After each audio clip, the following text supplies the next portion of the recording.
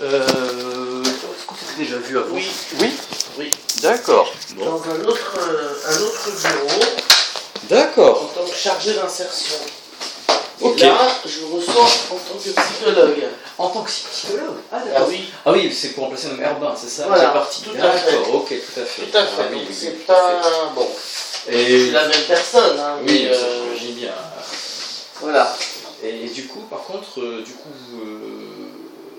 avez tenu compte, enfin, vous avez parlé de mon dossier ou il faut que je vous Alors, raconte tout Madame Herbin m'a donné des petites informations parfois sur les personnes, mais globalement non. Vous voyez? C'est-à-dire qu'en fait, voilà.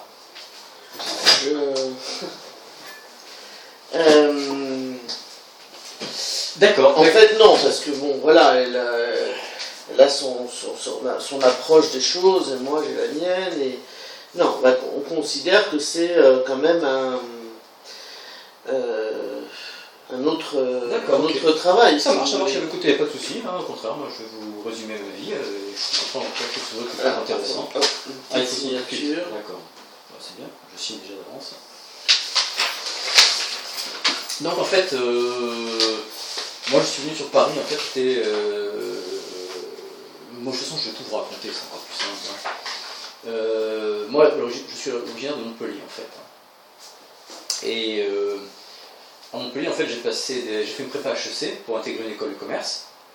Et dans mon école de commerce en fait, donc naïvement j'ai pensé que dès que je serais j'aurais trouvé un boulot, je serais devenu riche très rapidement et j'aurais pu avoir suffisamment d'argent pour faire d'autres projets personnels qui n'avaient rien à voir avec le commerce, ni ça rentrait pas ni dans mes valeurs, ni dans mes compétences, c'est-à-dire moi attaquer la musique, la direction d'orchestre, ou tout ce qui est télé, comédien, etc. Donc c'était vraiment, enfin moi j'ai vraiment une fibre artistique assez développée. Hein. Malheureusement, je me suis rendu compte que c'est pas comme ça que ça marche du tout. C'est plus complexe que ça. Vous êtes musicien? À la base, j'ai fait du violon, j'ai fait la composition, j'ai appris, mais j'ai pas fini en fait. C'est ça qui me frustre énormément, c'est que j'ai commencé, j'ai fait 16 ans de conservatoire, etc. Montpellier. Hein. Mais je sais qu'il me manque encore des choses pour que je. Après, ça reste amateur, hein, ça restait pas du tout professionnel. Hein. J'ai fait des stages de direction d'orchestre. Sur Paris, j'ai pris des cours de composition, mais faute d'argent, parce que je dirais, alors, le grand problème, c'est qu'à Paris, après, évidemment, ces postes commerciaux ne me convenaient pas, donc je les ai quittés rapidement.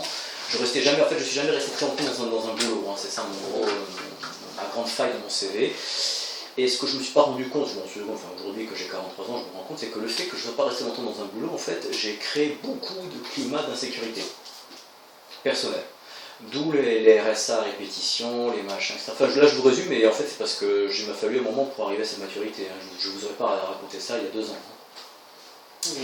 Et du coup ça a créé un énorme climat d'insécurité personnelle, ce qui fait que même mes ambitions personnelles, en fait je vis tellement dans la peur, que du coup même tous mes projets personnels sont cassés à la figure, tout simplement. Voilà. Donc, alors évidemment, en plus la peur, ça veut dire que je passe mon temps RSA, je sabote mes boulots, etc. Je cours après la CAF, après les machins, etc. Après les intérims, je fais beaucoup d'intérims avec différents postes. Hein. Alors, après, par la suite, j'ai trouvé un petit peu ma voie dans le graphisme.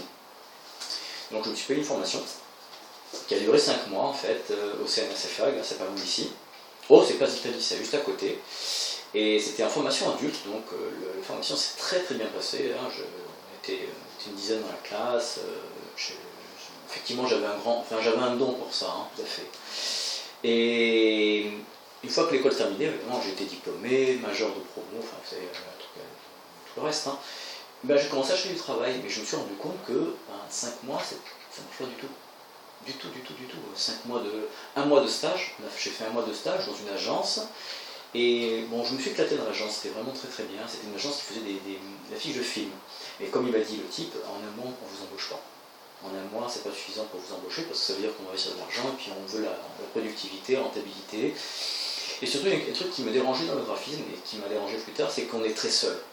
On est seul face à son écran d'ordinateur. Et ça, j'avais oublié ce truc-là. Alors c'est important d'être seul hein, pour construire, pour la créativité, pour ça. Mais c'est vrai que aujourd'hui avec le recul, je me rends compte que ça me dérange beaucoup d'être seul derrière un écran d'ordinateur, même pour travailler, même pour faire mes CV. Enfin, moi j'ai besoin d'avoir du contact avec les gens, même avec vous. Hein.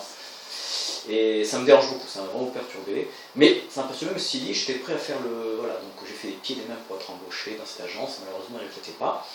Et c'est un ami qui m'a pris un peu sous son aile, qui était directeur d'une autre agence et qui m'a formé pendant 9 mois.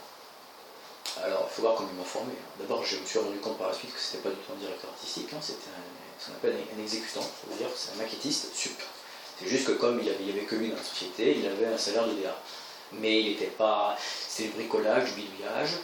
Et je me suis rendu compte surtout que ce type-là, en fait, il était extrêmement... Enfin, il avait le même profil que mon père. Hein. Et là, encore une fois, je vous résume 10 ans d'expérience. C'est-à-dire qu'il avait un profil très pervers narcissique. Donc il faut vous dire que tous les soirs, pendant une demi-heure, c'était des insultes à la fin de la journée. Quand les gens quittaient le